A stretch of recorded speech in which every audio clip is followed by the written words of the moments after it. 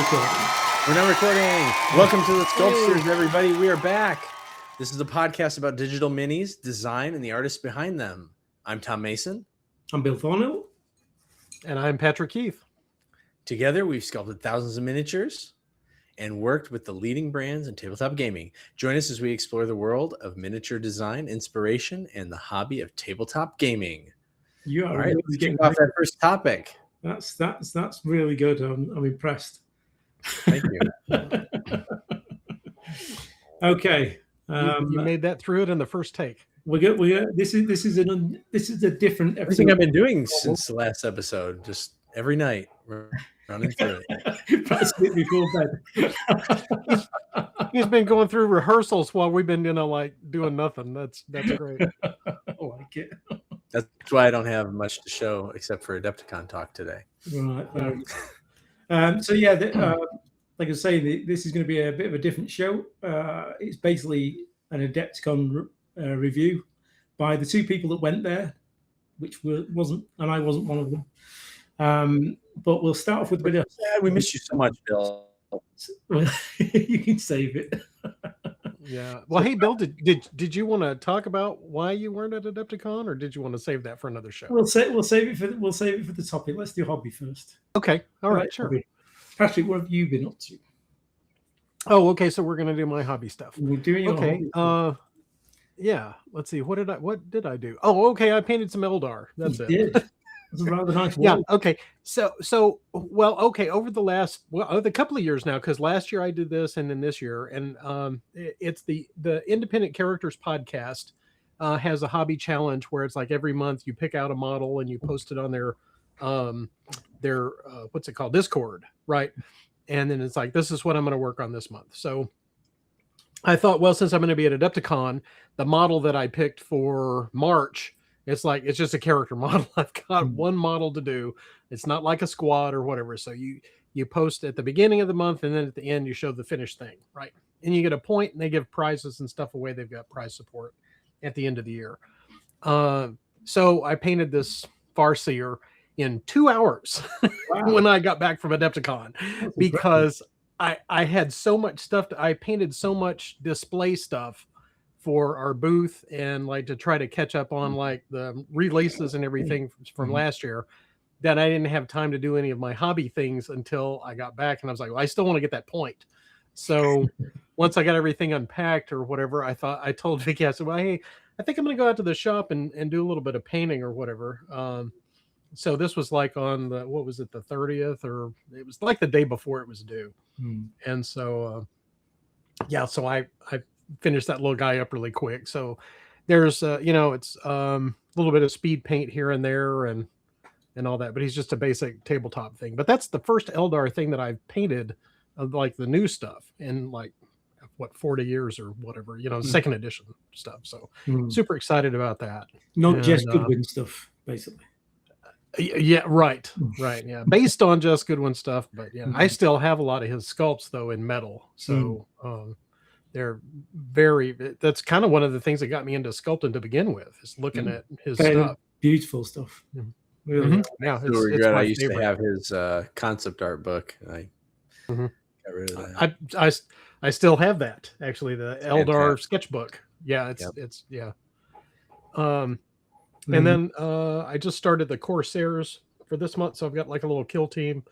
Actually, I have two of them, but this was the first one that I started. So I'm about halfway done with those. I've got all the base colors and stuff. Well, most of the base colors on them. And I did their faces. So I wanted to try to spend a little bit more time practicing on painting the faces and try to get my chops back on that. So so that's pretty much what I did. I think the last picture in there is a little slide that I swiped off of the Warhammer community site, which it looks like they're going to be coming out with this release called City of Ash, which is like a spearhead thing. It's got the Cities of Sigmar guys, some of the new ones, and then some new Skavens. And so I used this as a taunting point for Vicky, like, hey, look, new Skavens. And she's like, okay, yeah, go ahead and get it. So it's supposed to go on pre-order or whatever on Saturday. Nice. This is what I want to get hold of as well. I'm trying to get my buddy Ryan to buy into it so I can have the cities and he can have the Skaven because he's already started. Yeah, and split it up. Yeah. Well, we were talking about doing a like a 24-hour challenge where like the first challenge that we do is like we're gonna build. She's gonna build the Skaven. I'll build all the Cities of Sigmar guys in 24 hours. Right. You know, and then once we get them all built, we'll do another challenge where we're gonna paint them in 24 hours and do some video, you know, for the hobby channel. So I don't know how that's gonna work. Cool. It sounds fun. It sounds fun, but it'll be exhausting. Yeah, right. So we were going to split it up over like a weekend where it's like, you know, we'll do 8 hours a day over the course of the weekend and try to get them all done. But anyway, it just sounded like a fun thing to do, to try it out. But when I was looking at this picture, the one thing that stuck out to me was it seems like Games Workshop is like, we want to do Mordheim, but we don't want to do Mordheim. And we're not, you know, it's Mordheim, but we're not saying it's Mordheim because it's like, okay, it's human guys in a little war band. Well, I mean, I get it, Spearhead, but then it's like Skavens, and okay, and then there's terrain in it, so there's like little ruins and all this kind of thing. So, anyway, that's all I wanted to say about that. Is like that's the draw for me. Is it's kind of a proto.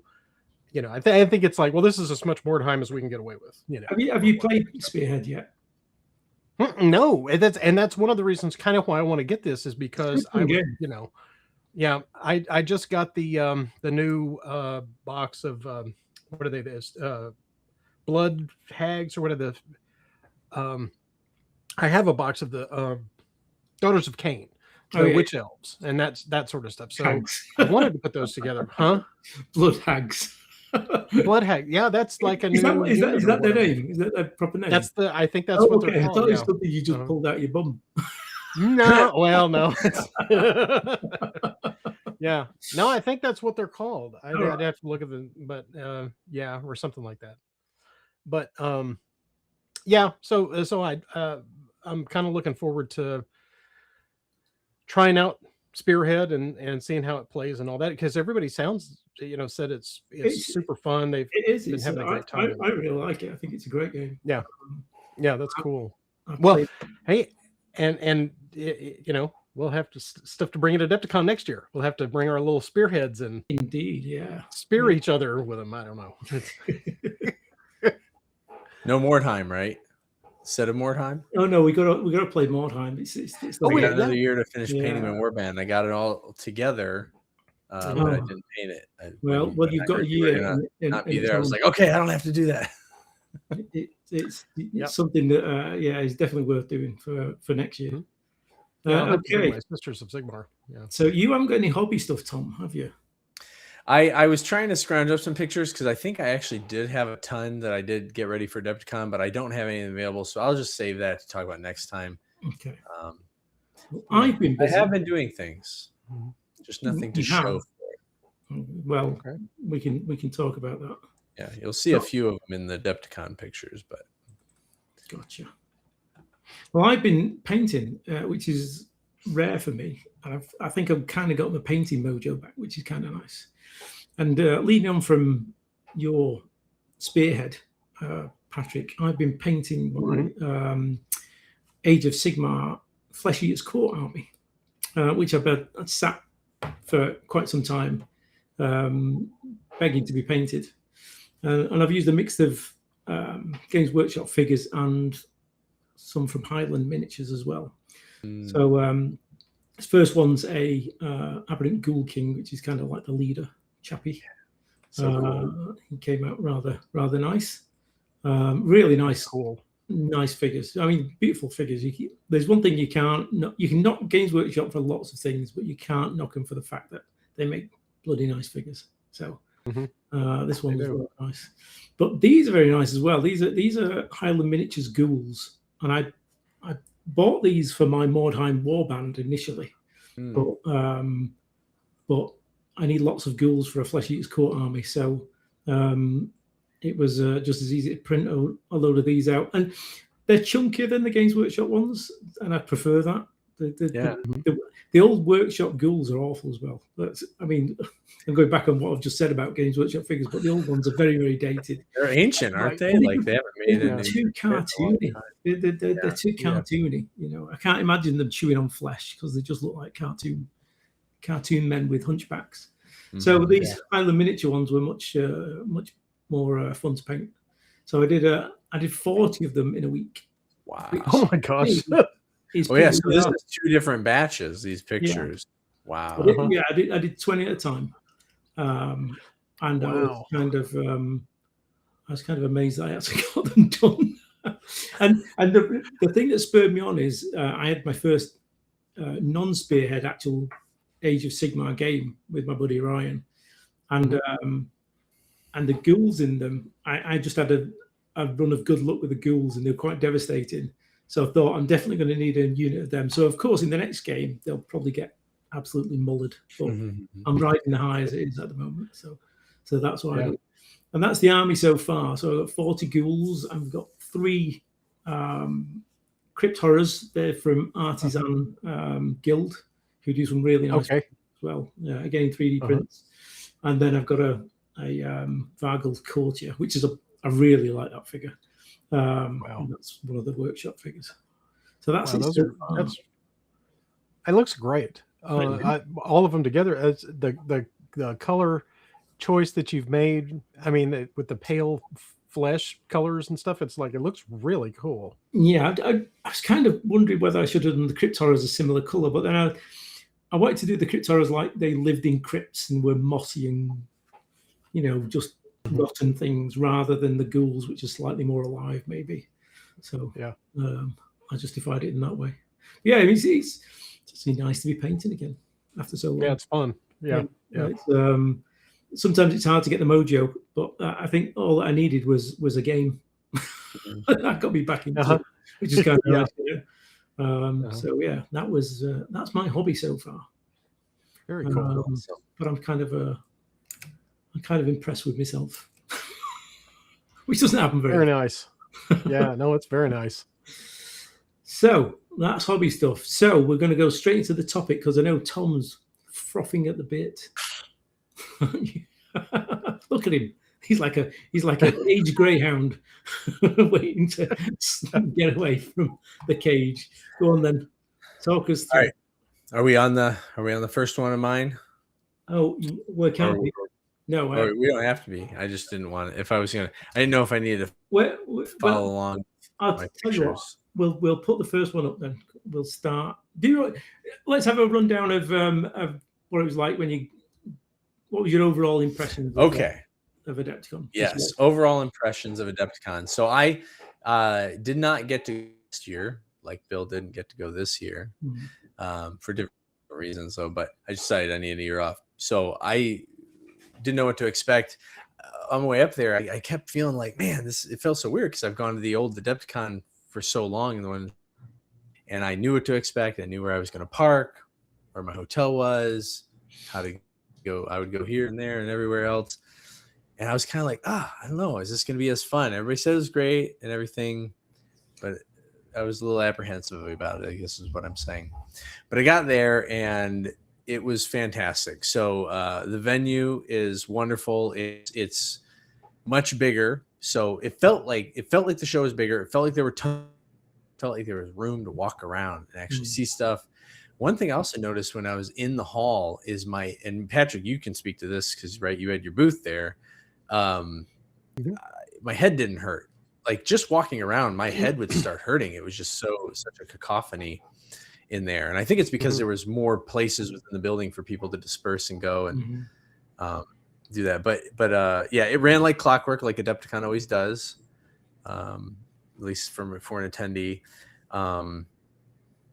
I love the whole situation in downtown. You can walk just a couple blocks and have all these different food options and whatnot. And it was just nice to see. It felt so many vendors. You had the big boys come into play, but then you had all the awesome independents like Patrick and others doing the stuff that I frankly care about more, because I just love cool, interesting, artsy miniatures and games.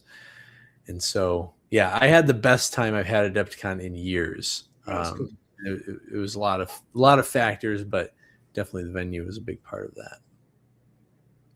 It was nice. Yeah, it's definitely a better place. Yeah, it was at first last year. I was like, oh, it's another hour's drive for me. But I actually think it's worth it because I think the move was a really good, decision. As much as Schoenberg, I thought was fine. Yeah. It did get kind of very claustrophobic at times. Yeah. But the Milwaukee gig is much better.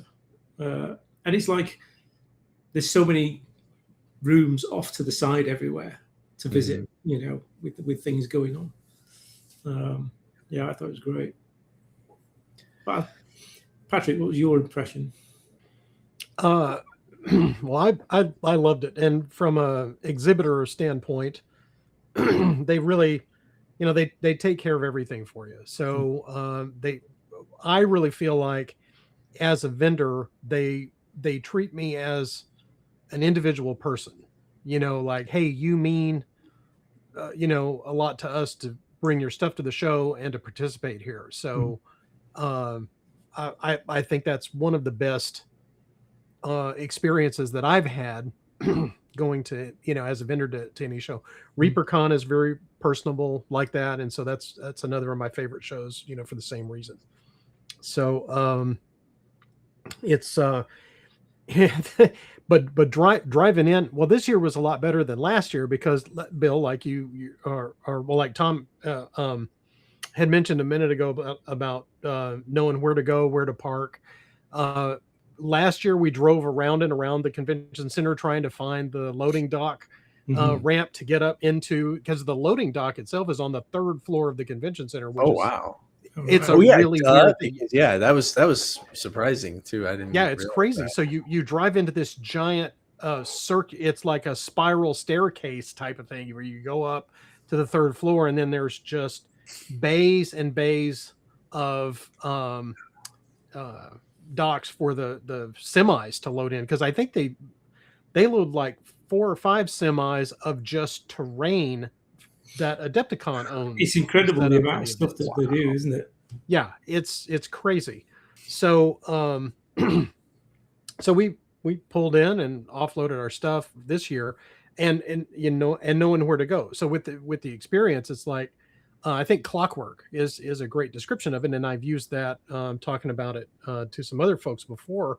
This year it was great for me because my nephew went with me, and he's a big fan of gaming, and he's getting back into the hobby from like way back in the day when he was a kid, and so he's putting Tyranids together and all this kind of thing. So he was very excited about going. He's going to be 45 here pretty soon, so he's got a lot of retail experience already working with. He worked in the auto parts industry and retail, and now he's working in the distribution warehouse, and so he was able to jump in and like manage all of the stuff with me. So it's like I didn't have to explain anything about what we were doing. And so it was one of the most incredible experiences I've ever had at a show that size with the amount of help that he was able to bring to getting us, loaded in and out. So it was great. It's really good. Always handy to have someone that knows what they're doing around. Yeah. He's a big help. So, and he's looking forward to going next year. So, even better then. Yeah. I must admit, I'm getting the itch back to get back into shows. I've had it for about a year now, but it's really starting to itch now. So I might have to start printing. Yeah. Get ready. Okay, Tom, you did hobby seminar things and stuff. Do you want to go through that? Yeah. So that was I'll preface all of this that I've got a fair amount of pictures, but I never take enough pictures. Like I was surprised at how many people that I met and saw and didn't say anything about. And then the sculpting class, the hobby seminar, I basically took 2 pictures, and not a single one was with any people that were there. So this first image there it is. That's where my class was, my 2 classes. I decided to teach digital sculpting this year. And I did it as a lecture / demo because obviously a lot of people don't have a kit, a computer or tablet, although several people did. So that was pretty awesome. But I made a really cool handout for everybody. I actually hired a guy to help design it for me after I wrote it, which was super helpful. Shout out to him. And I can't remember his name. I shouldn't have said anything. Nobody would have known. I think David is his name. Anyways, but it was super helpful. Handed that out to everybody. Went through it. The high level of kind of basically the class is called Sculpt Digital Minis Now, and the premise was to just focus on the bare bones, what you have to minimally know about ZBrush to start sculpting, and focus on that, and then just get down to pushing some digital play or digital put if you prefer. Really good interaction with everybody. So yeah, that was great, and I'm looking forward to doing. I'm already thinking of ways that I can evolve it and modify it. But it was a great class, and I want to do more of that with folks. Cool. How long did it last? Class is 2 hours. Yep. And oh man, this was great. Just back to what Patrick's saying about the clockwork of Adepticon. They put my classes back to back on the same day, and so I love that one because I could just turn on my I'm teaching now brain and just get in that mode for a solid 5-hour block, kind of with the breaks or setup and then breaks. But it also, because I didn't have to boogie out after the first class, I could talk with people between it. I just stayed there. It was all ready to go. So there was some great conversations with folks, and connecting with some old friends too that had gotten into sculpting over the years. Yeah. So let's see if you keep going. Do you see there? Does you see Yo-Yo Ma? Are we on that image? We are, yes. So this is just, I just wanted to say it was kind of cool. I think it might have been Wednesday. I can't remember if it was Wednesday or Thursday. Oh, it's right there. March 25th, whenever that was. I think that was Wednesday.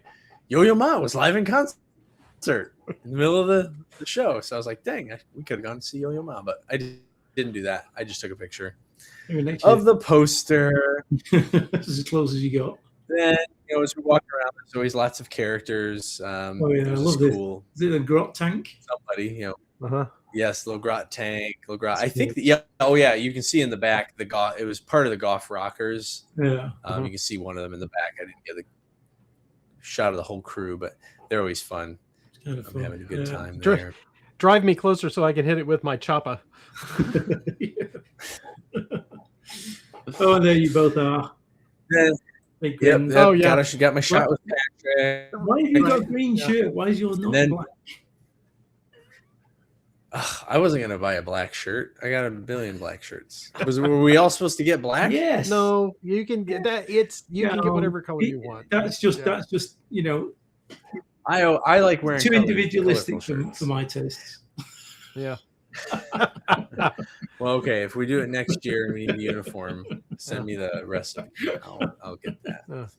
No, but that was a good time. We hopped up there. This was at the meet and greet. Yeah, this is meeting for social media content creators. So. Yeah, is that on the top level? That place. Yeah, the fourth floor. Yeah, Yep. And there was a line waiting to get into the Warhammer thing or whatever that was going along that wall. Yeah. Oh, was that the community release thing that they did? Yeah, the big reveal. Yeah, big announcement. All that. So I got to see a couple people, but I kind of rushed Patrick out of here because we found out that was it Nick Ayer and Joseph McCullough were going to be at Old Guard. Hobbies, which is a fantastic shop. Oh, that's in Milwaukee there. So that's depressed me now. I saw a few Nick's people. a good friend, and I'm gutted I've missed him. Yeah. So if you go in the next shot, there's some helmets from Old Guard. I mean, just the decor and everything was just so cool. It's such a clean, well put together shop with such a great variety of product. I didn't take any pictures downstairs, but it's like you're in a gaming dungeon. It just looks stinking cool. So they've got lots. I had pictures of downstairs, but stuff there and yeah, it was great. Really nice place. And then next image, this is what I ended up doing. There was Nick's son. What's his name? I can't remember now. Joe? Is it? It's not Joe. I can't remember. Nick's son was running a demo of Harefoot jousting. And so me and a few other people that were there jumped in there and played it. It was super fun. Those are my two characters in the middle, one on the sheep and the one on the pig with the pot on his head. I think I did end up one of my guys died, but I think I killed somebody as I died, so that was exciting. And then it was just fun. It's a crazy, kooky little game because you can kind of control what you're gonna do, but you don't really know what's gonna happen until you roll the dice to see what your movements are gonna be. I got to see my good friend. I stayed with my good friend Matt. Actually, he's my new best friend Matt. That's the nickname I have for him because that's what my wife call him. New best friend Matt. So yeah, because when we first encountered each other, we just like we're talking all the time, and I was always telling her about Matt. She's like, "That's your new best friend. He's your new best friend, Matt." So now I just call my new best friend Matt whenever I'm introducing him to people. We got to play a lot of games. I'll show you more of that in a little bit as we move on. So next image, Malev. Yep, always great seeing him. It was funny. Sean, he was at Relic Blade booth, and so we had a great chat, Malev and I. But I didn't get to talk to Sean until basically the last day because the booth, especially that Thursday, would just slam, which is awesome for him. That's great. So happy. Yeah, I got something to say about that. Yeah, go ahead. Yeah, cut in Okay. if this is a okay. And the reason why is because my booth was right next to Sean's booth. That's so right. Like, yes. Okay, so there's like Relic Blade and then Bombshell, right together. And so on the very first day, opening day, it's like, okay, well, here's Adepticon. We're going to start up. And they open the doors and all the people come in. And so Keith and I are standing there and we're watching all the people. And there's this queue that starts at Sean's booth that starts to go and build all the way back to the opening of the doors. And so we're standing there at our booth next to his. And it was like, so we sat there for an hour with zero traffic. Wow. As people were coming by his booth and buying the little plastic pigs and the ghouls and stuff for a Relic Blade. And I was looking at Keith like, I don't know what to do. I mean, it's like...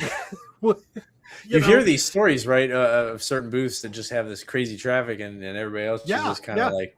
I think people have a fixed list of what they want to buy, don't they? So they go straight to that to make sure that they get right. it. Well, they went straight to StarCraft. That was the two things that they were picking up, right? But I'm standing there looking at this and like Ninjon's coming by and buying stuff and like Mike Hutchinson, from Gaslands, he came and bought stuff. And I'm like, what is going on? So anyway, not that I begrudge Sean for his success on that, but I mean, it was just like, wait a minute, so, but I can't complain because I mean, we did like twice as much business this year as we did last year. But it was just that initial hour was like, I was kind of panicking, but but it all worked out. For next year, don't you?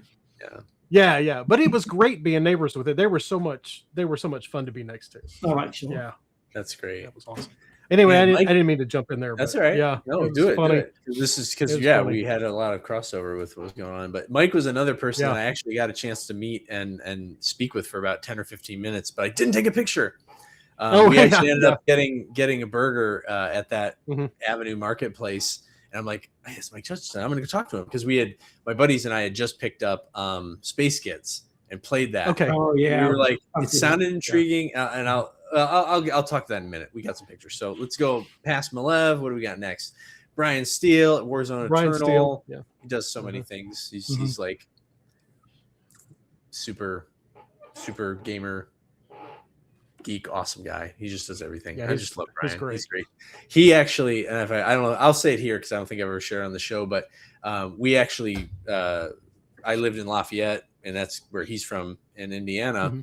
And when I was still, I think I was just graduated from high school, but I went to a local game store, and he's actually the dude that taught me Void, the old iCore game there. So before I'd even really become a professional or anything, he was doing that. And then later on we reconnected, like, hey, wait a minute, I remember you like taught me this thing, and we're like, oh man, we're both pros now. That's awesome. So always love seeing Brian.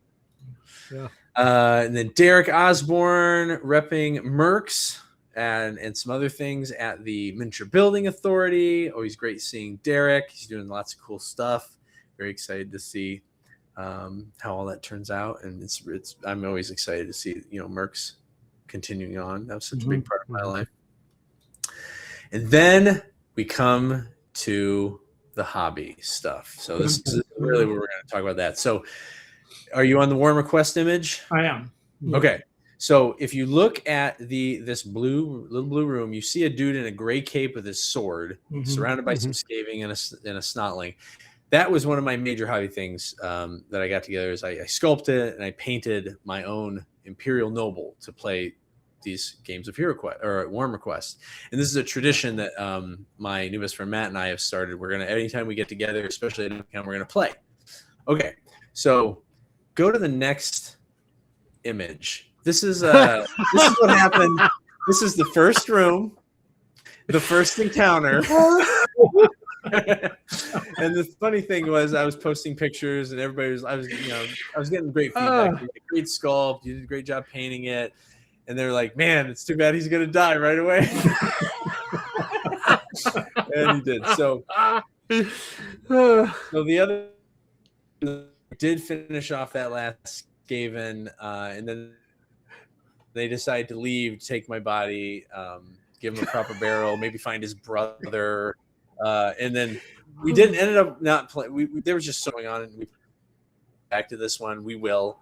But basically, yeah, we're gonna pick it up, and his brother's gonna join. And I use pistol more often because I didn't use it at all.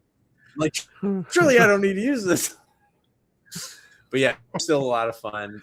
Man, number of people. So we played this down in our hotel lobby. If you go to the next one, the number of people that came by, like we didn't have the box or anything. They just kind of saw homes and stuff, and us. They were like looking around, and they'd walk over. Oh my gosh, old school Warm Request. This is so cool. So that was really fun. And Matt and I are both pooling our painted miniature collections so that we can play with all painted monsters and stuff like that. So that made it a lot of fun too. So there he is, Jared 1, battle level 1. You're breaking up a little bit there, Tom. Oh, I'm sorry. Well, we'll just move on. Sorry, people. Yeah, it's just. Am I better now? A bit slow. You're buffering again. So we're on I'm on the second picture from your improv game. Like some red. Yeah. Yeah. So this next one is a game of Space Kits. I've heard of this. Buffering. Yes. So this is Mike Hutchinson's latest, I believe, his latest game. And when we're going, my buddies and I were going to play it, we were very intrigued by it. Love like games. And we're in the rules like, it sounds pretty crazy. There's a lot of dexterity to it. We're like, I don't know if this is gonna work, if this is gonna be fun, but man, almost soon started playing. Oh my gosh, this game is really brilliant. So the short is that basically in a bunch of space orcs who are getting drunk, every time they act, you see these dice behind them, you put a dice top of them on the stack, and it keeps getting, and anytime you get wounded, it gets taller. And when you move them, you have to move the miniature and the stack without fall. If they fall, your guy's out. They go down. And if there's some other interesting dynamics in there, and he's got great rules in play to cover if somebody else is a knucklehead. It doesn't, it really benefits you, stuff like that. But it's just a lot of fun. This was a simple version. We both actually all three of us went and bought our own copies of the rule book after this demo, and I look forward to playing it a lot. But it was brilliant. Got to talk with Mike about it and share that. I just forgot to take a picture of us together. So just on a side note, this month, Mr. Modular Orc on My Miniature Factory, his tribe, he basically just makes orcs, and he's made a load of orcs that are obviously for this game. So because they're all carrying beer bottles and that's great. So a heads up for maybe that'll be my STL of the month next time. So if you're going to play that, I've got a lot of his stuff anyway, but I think I'll grab these as well because it does look like a fun kind of beer and Skittles game. Yeah, I've seen a bunch of those. Those are really, really nice orc sculpts. Yeah, they're very nice. Yeah. All right, next up, people is. Yes, so I got to go to a really fun seminar very early.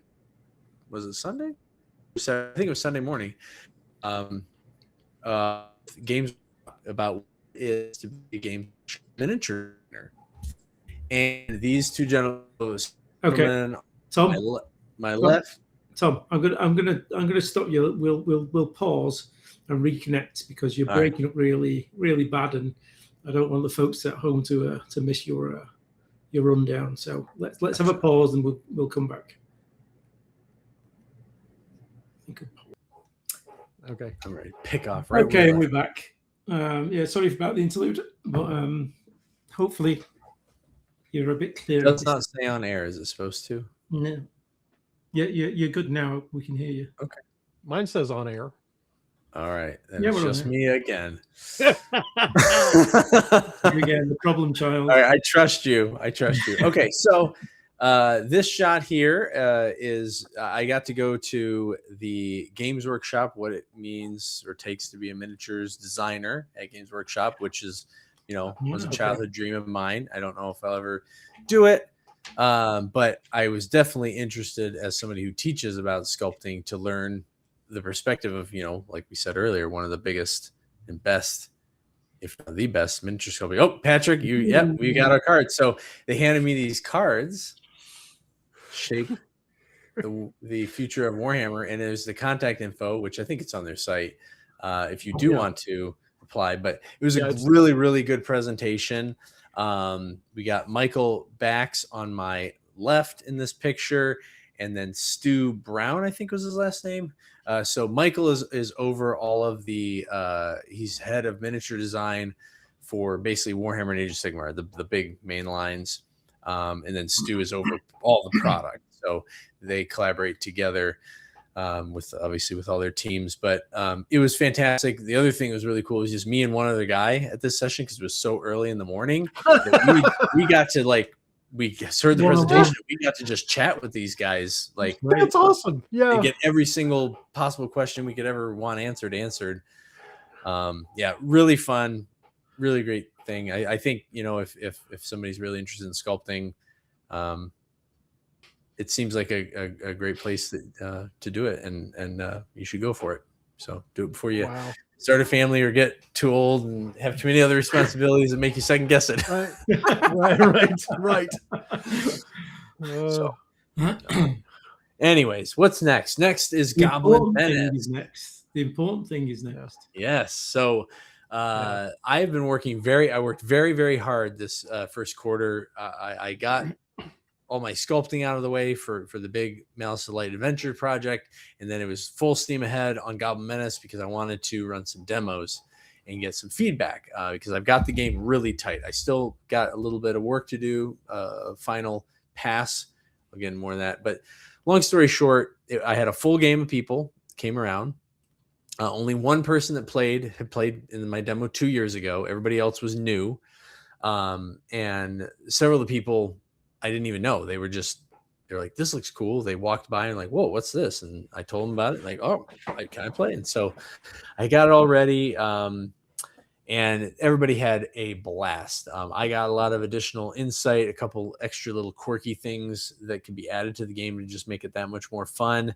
And a couple ideas and little last minute things to tweak for this specific scenario. This is the Great Turnip Heist. So it's a bunch of goblins basically made off with the prize turnip of the Hobbit, or the halfling, Farmer Gamut and his dog, and they're trying to steal it. So it's lots of Turnips 11 or something. Antics. Yes, there you go. Turnips 11. So yeah, you can just page through these, Bill. But just me telling people I'm here. One of the things that people did that was pretty fun is because there were so many goblin teams. They were like, I'm just going to beat up on Farmer Gamut. So they kept surrounding him and just pummeling him and knocking him down. He did finally get up, but they did make it off the board with the turnip, and somebody did win. I don't know, but it was Nick. Oh man! Nice. And then this is just a crazy shot of the world's largest mozzarella stick, which I meant to get and try, but forgot. So I don't know if it's really that big, but they're making it look pretty big. Well, it's a reason to go back next year. Yeah, we'll have a reason to go back. Maybe we'll share it. Mm-hmm. Maybe we'll each get our own. I don't know. I'll take a picture. Yeah. Next shot is just a couple friends. These are formerly two guys. We got Craig Gallant and Dave Farr, formerly of some pretty well-known gaming podcasts, the Nerd Herders. Sorry, D6 Generation for Craig and the Nerd Herders for Dave. Good friends of mine. Love seeing them. I don't get to see them enough, but had a really good time hanging out with them. They're playing the Fallout, the new Fallout Tactics or Factions game, and it's some pretty cool mechanics. And if you're a big fan of Fallout, makes it even better. I've watched the show. I've never played the game. Yeah, I've played. You mean the video game? Yeah.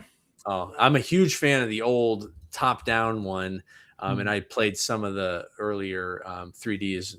Had such a blast. It's like that was my favorite property and game for just years and years and years. Next shot, I'm sure Patrick will have more to say about this. Maybe I don't know if you have your own shots, but it was a really Patrick had this really awesome. Well, then we'll talk about it. He had this fantastic display of his spaceship. And I did take some other shots, I think, with my other camera of like the inside and whatnot, but yeah, it totally. This is just for everybody to know. It opens up. It's got like multiple levels. So you can play a war game in the freaking spaceship if you wanted to. Totally. Now, great. I am working on my own landing pad terrain for this. This is a file I got off the internet, just for the display. But it worked out great because it was just the right size, to put the ship on.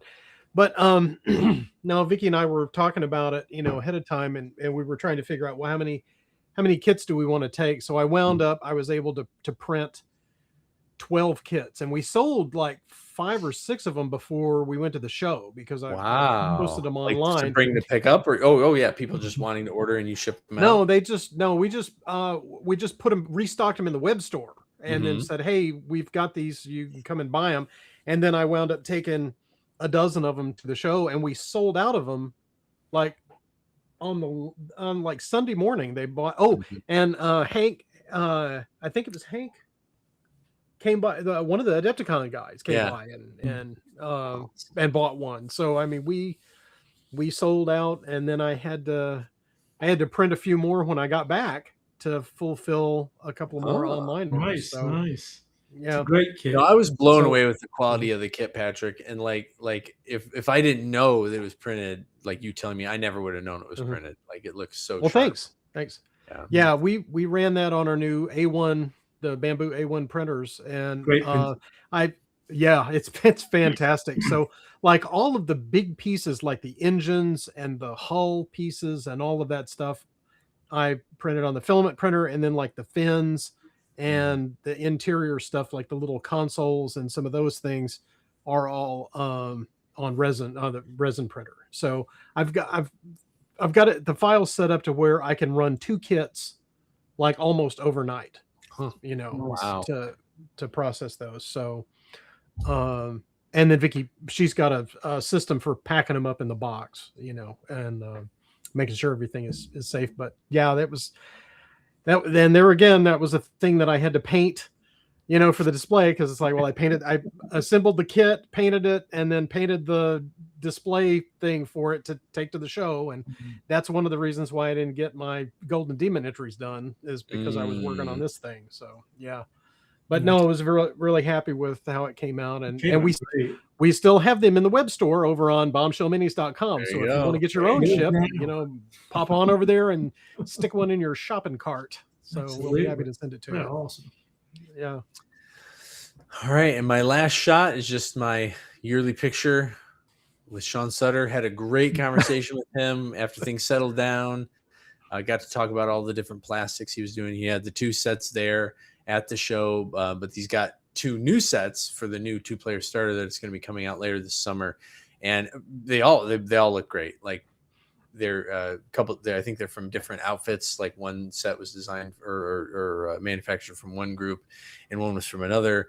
And it was neat to see the different approaches, just as a sculptor, looking at that and trying to understand the different approaches that plastic kits can be manufactured, and how he treated that with the characters and things like that. So I'm really excited for that next to come out, and it was great catching up with Sean again. Yeah, he's actually on the what's that?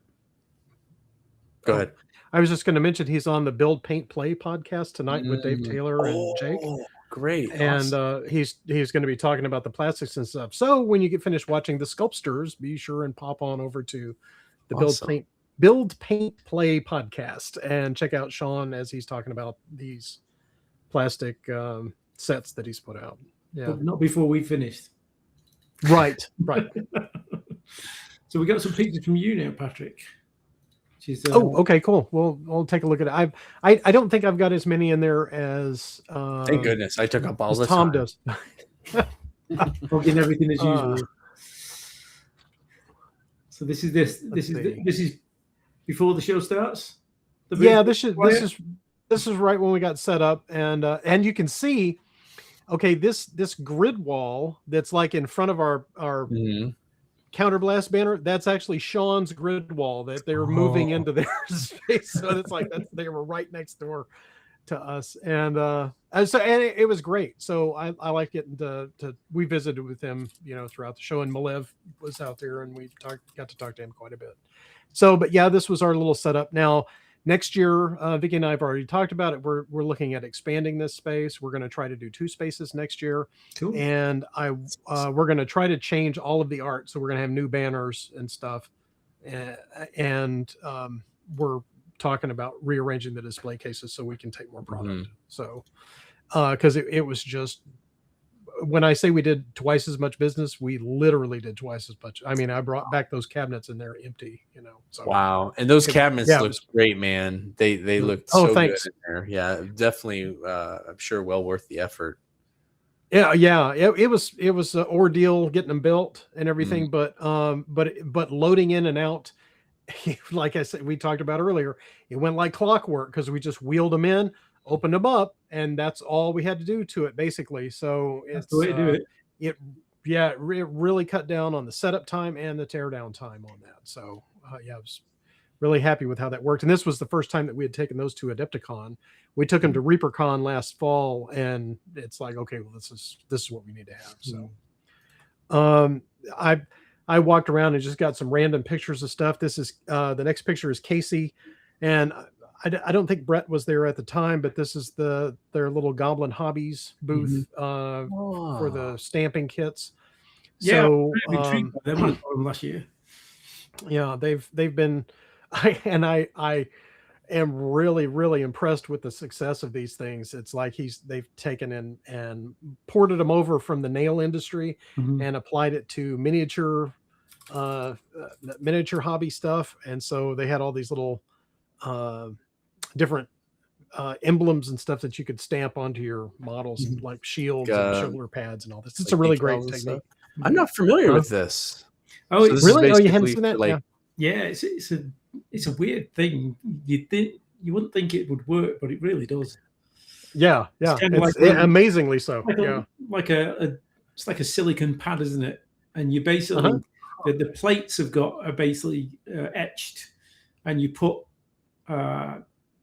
paint on them, scrape off the excess. It's nail varnish. Yeah, and then you dab it with the silicon, and then print it onto whatever you're putting it on. And that's really cool. Yeah, and the silicone applicator is clear, so you can actually see through it to see where you're going to place it, and then you stamp it on there, and the silicone presses the paint onto the surface, and even if it's curved, because it's it's flexible. Yeah. So it's a really neat process. So, and their booth was packed the whole weekend. Yeah, that was pretty cool.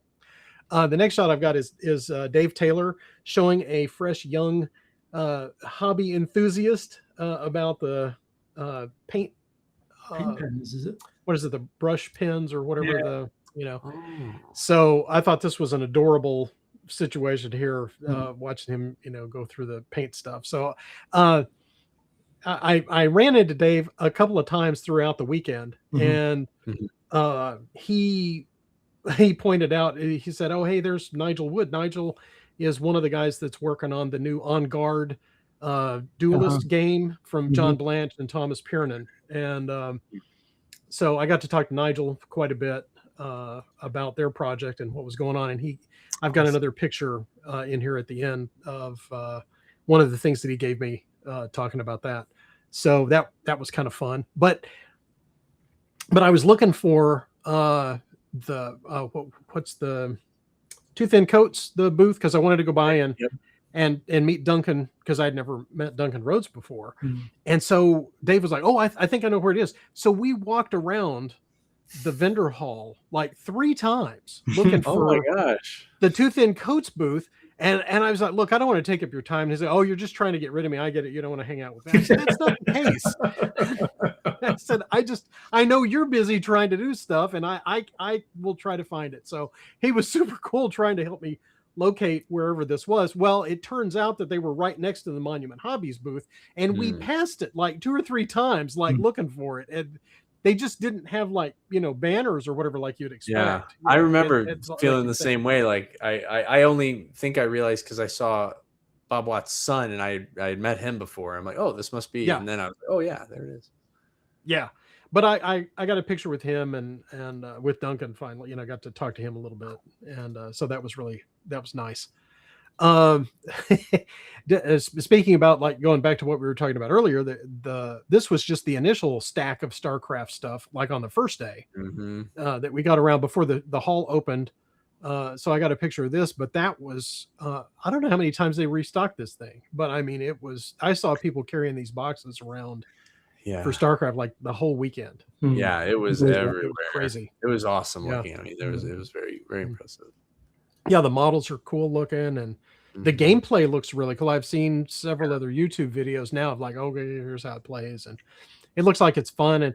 But I told Vicky, I said, I'm not going to do it. I've got all this other stuff. It's what is it? The fallacy of the sunk investment or whatever that's called. Yeah. And I was like, there's just no way that I can, even though it's like I would play the Terran and the Protoss, and I know she's a big Zerg fan because she and I used to play StarCraft on our home network, like against each other, and she would just trash me all the time, just like, okay.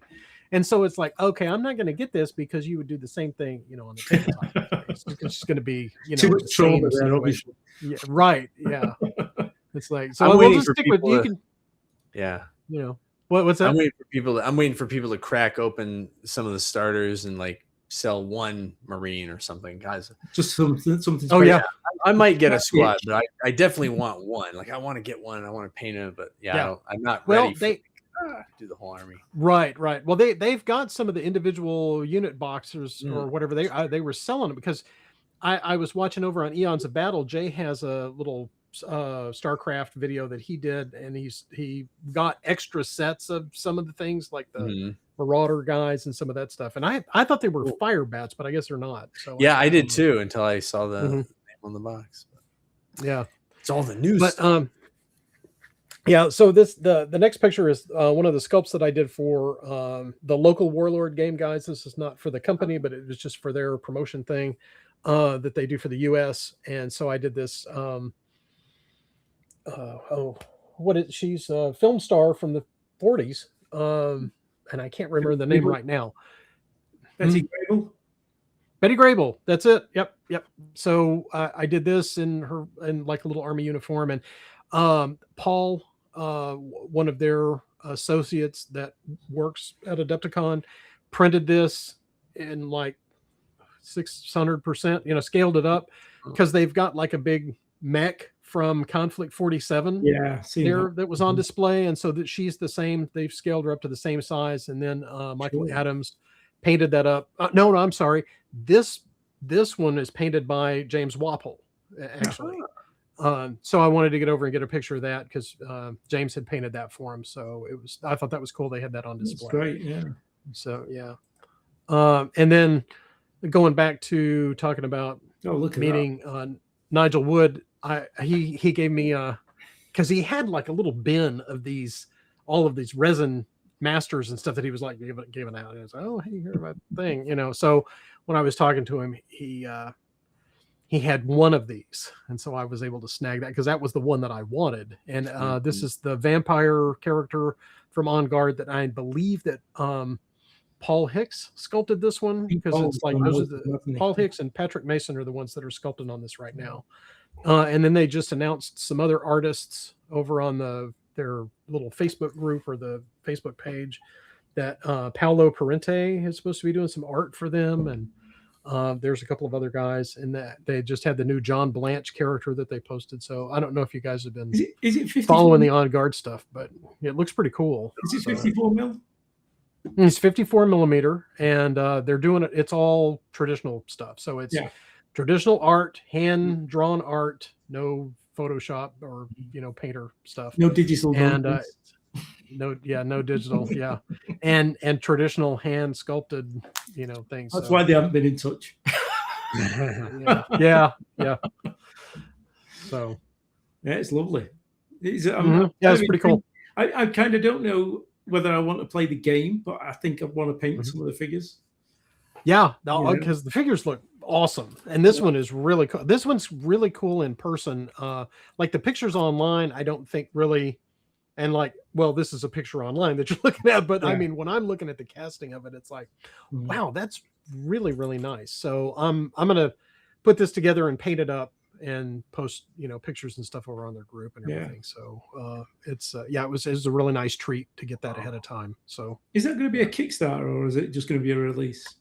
It is. Nigel was telling me they're supposed to be launching the Kickstarter this month. Oh, okay. Now that may have been delayed, but the impression that he actually just said it's going to be like 2 or 3 weeks after Adepticon. So but that may be delayed. I don't know, but I haven't seen them post anything about that yet. But it's supposed to be, and I don't know if it'll be like with the Trench Crusade thing, like a few years before they did the game, they just released like a set of miniatures, like, oh, here's some figures from the setting, and we're thinking about it. I don't know if it'll be a thing like that, or if they're just going to do like all in one, kind of a thing. So there's probably more information about all those details on the On Guard stuff that I don't have, or whatever, that you can find out. So, but those are just some little highlights, of Adepticon from me. It was a super cool show this year. One, just because of the business success that we had, with Bombshell, and then just getting to meet all of the folks that I like to hang out with and talk to, and I got to meet so many new people that I hadn't met before, which was a real treat. Some YouTube people and some other stuff. You had other ton industry of folks. Great pictures of you with Yeah. folks. Man, I thanks. Yeah, pictures, but it was great seeing all the folks that you encountered. Well, I always, whenever I go to a show, I always try to get around on Sunday and get selfies with like as many people as I can get, Smart. And so if you head over to the Bombshell Instagram account, so it's just Bombshell Minis on Instagram, I have posts of all of the pictures and stuff on there. So if you guys have, if the listeners have missed, seeing those, from the show or whatever, you can go and catch up on some of the other things that I got pictures of. Things that I saw during the show is always fun. So cool. Jolly good. Well, I'm gutted I missed it, but I'll relay the tale of woe as to why I didn't go this year. Yeah. So about a week, 2 weeks before, I think it was a week before, I'd arranged to take all my old casting gear up to Maine to drop off with my buddy Don Hauser. And so I hired a van, and I got in the van at 6 o'clock in the morning to set off. I was going to try and do the straight run all the way through, which I now realize was folly to start with. But 20 minutes into the journey, I'm going down this dark, fairly narrow road, and there's a lorry coming towards me. And I thought I could see he was quite near the line, because I could see his lights on the line. And so I veered off a little bit just to give him a bit of room, but his mirror clipped my mirror. And I think he was okay because he didn't stop. But my mirror came off and went straight through the window and just smashed everywhere. And so I'm sat there side of the road covered in glass. Thankfully, no injuries other than the odd few cuts on my hands. But anyway, I had to wait 3 hours for them to get me a new truck which meant I had to unload all the machinery on my own this time, which is not fun for anyone that's trying to move a vulcanizing press. So I reloaded it up and I set back off to Maine. But anyway, the top and bottom of it is after the trip to Maine and the insurance, what do they call it? The deductible. Yeah, which was $1,000. After that, I was like $2,500 down, and that was Adepticon out the window for me. So that's why I probably need to go and earn money at Adepticon next year rather than just going for a jolly like I usually do. Yeah, it was a bit of a bummer. But it was not. I'm glad. It seems to have done really well from the move. A lot of shows dip after a move venue, and last year was, its first year. It seemed pretty damn good to me. And obviously, Patrick, you've done twice as good as last year. So obviously, it's done no harm at all moving. So that's really good to know. It was amazing. It is a great venue. I mean, it's much better for amenities, around the venue, better than Schaumburg was. So, there's so much more food places and more things to do around the convention there. Plus, just walking around down there, it kind of gives me vibes of like downtown Indianapolis in a way too. Yes, it is. It is get out very like that. Yeah, it's very like that. Yeah, that's weird. You should say that, because I've been to Indianapolis a couple of times, and it's very much like that. It's definitely a place you can walk around and feel feel pretty safe, and there's lots to see there. So that's good. Well, some work stuff. Oh, sorry, you have something. Oh, I was just going to say, since you had mentioned that, if you guys are considering going to Adepticon next year as vendors, then we should talk about that offline and see if we can kind of coordinate. Big booth. Try to get something adjacent. So that we're not near Sean. Just formally create Indie Alley or something like that. Yeah, right? we exactly wait for Sean then, because we don't want him hogging all the limelight again. Well, we could stick a batch of pigs and try to get on the end, because it's like hopefully people will just follow through. So it's like that wasn't too bad after all. So they got to stand there and watch. We should definitely talk about that. Yeah, offline. Right. Yeah. Okay, work-wise, what have you been up to, Patrick? Let's see. Am I still in? Okay. Work. Oh, I've got a couple of things. Yeah, a couple of pictures here. I've been working the last several months with Victoria at Victoria Miniatures over in Australia, because she's doing a new Kickstarter for her Grimdark Empire figures, which are very Imperial Guard adjacent sort of designs. And so she's got two types of figures that she's wanting to do. One looks kind of proto-Mordian guard, and then there's another set that she's doing, which she's calling Victorians, which are kind of like, what is it, Rourke's Drift? Like the old Praetorian Guard, with the pith helmets and stuff.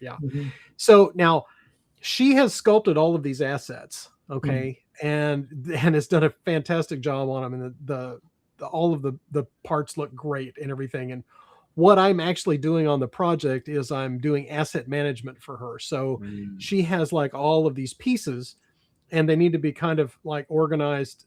So I've gone and she has, for example, she has a set of arms for the male guard, and they've got the epaulets on them. And so she's like, well, I need to have these resized as the female arms. The weapons need to stay the same size. And then you need to put this shoulder pad on those so that it'll be a very, so I'm doing all of that kind of back end sort of work on it, which is super great, because I get to see all of the stuff and handle it and get to work with it, before it goes out. So, and then all the little parts are numbered, so I have to put numbers and stuff on them so that when they go into production, they can keep track of them.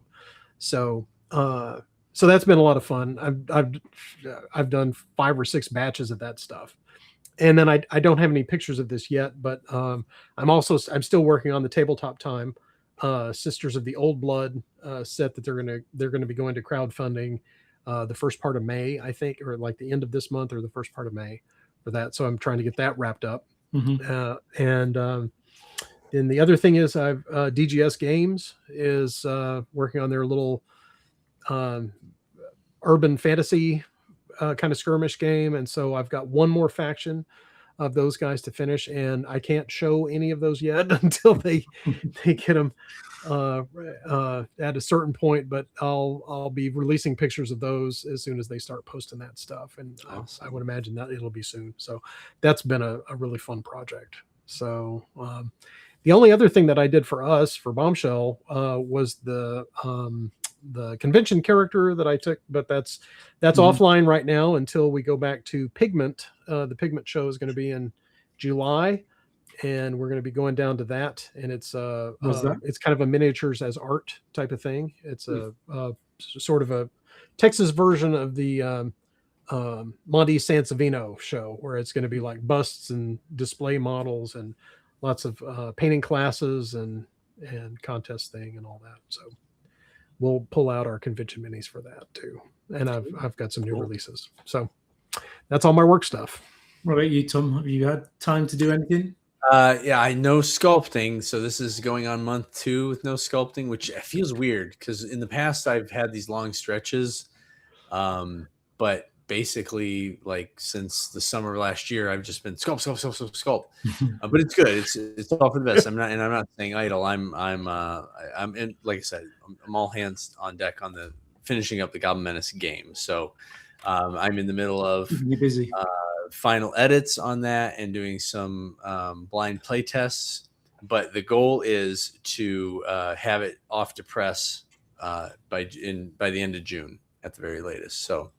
And I'm on schedule so far. So what kind of a format are you planning on releasing that in? Yeah, so the format will be, it's going to be just a simple book.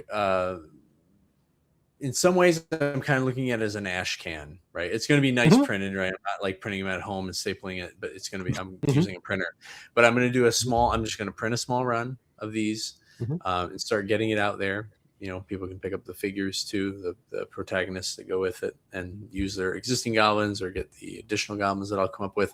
But yeah, I'm going to keep it real simple and achievable, because I have these grander plans and it will get to that point. But I'm like, if you keep just trying to do that, you're never going to do anything. So I'm going to have a nice tight rule book everybody can play with, along with some additional assets, or people can make their own terrain and stuff like we always do in this industry. Yeah, but I'm very excited. It's coming together so well, and I'm excited for you. I think yeah.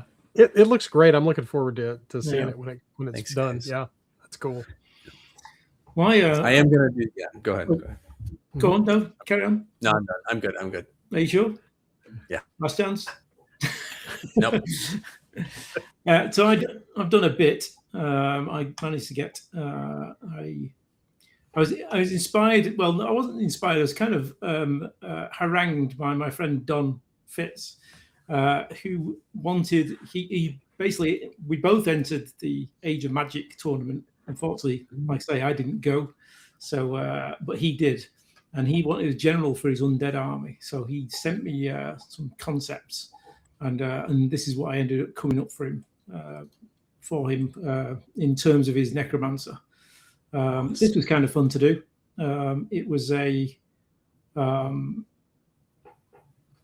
kind of interesting to put two figures on one base. I don't know whether you guys can see it, because I just realized that I have not put it in the other folder. So, is it not the one with green? The necromancer with the skeleton? Necromancer, yes. Okay. Yeah. We got that.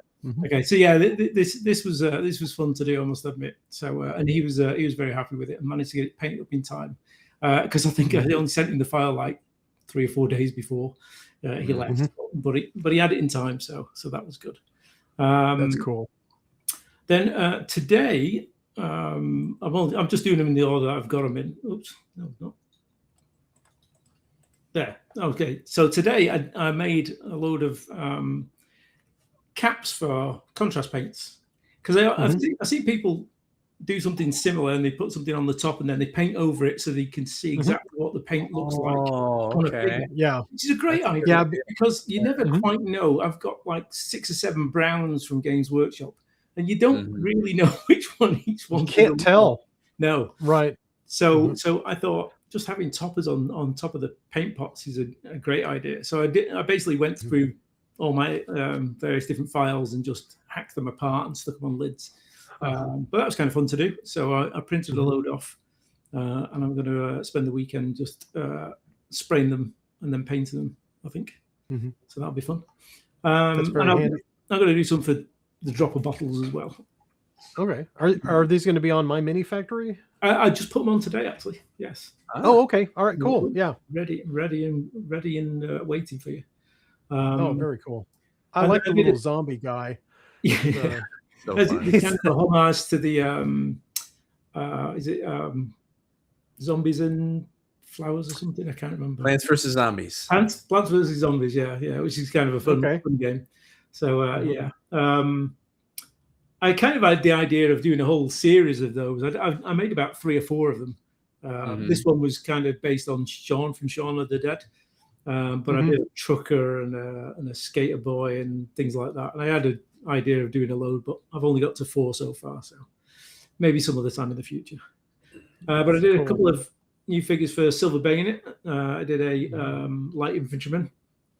Thankfully, someone, before I posted it as a work in progress on my Discord, and someone was kind enough to point out that he should have like wings on his shoulder because he's a light infantryman. So thankfully, he told me that before I'd released the file. So that was good.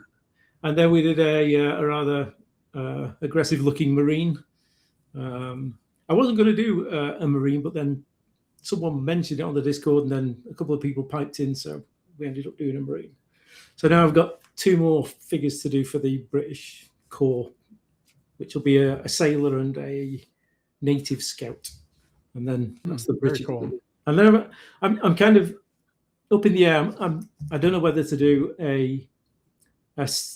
people mention the Polish, which are not an actual faction, but you could use Prussians or Russians for their kind of setup. I mean, it's easy enough to do.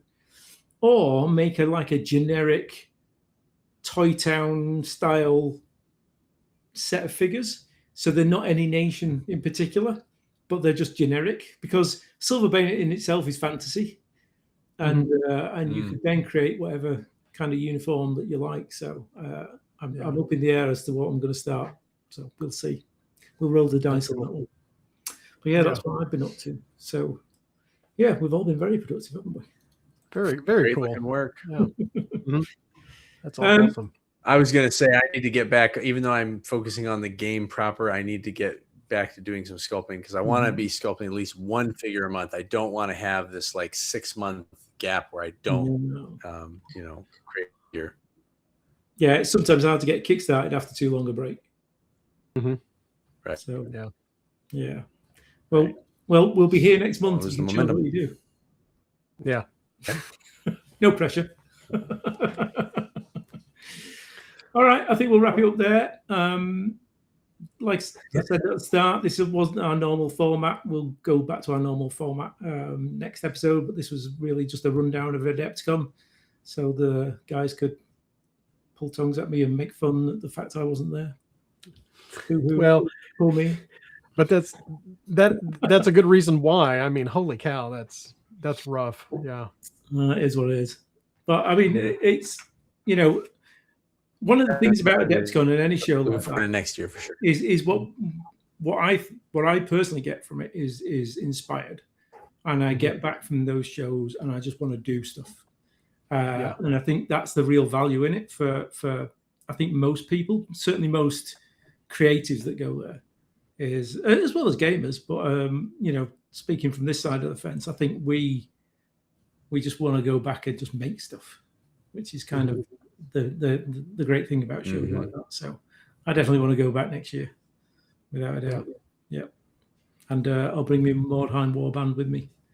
So Awesome. painted. Maybe I can get my Sisters of Sigmar painted by then. Absolutely, yeah. You've absolutely no excuse. You're a painting machine. No, So. not now.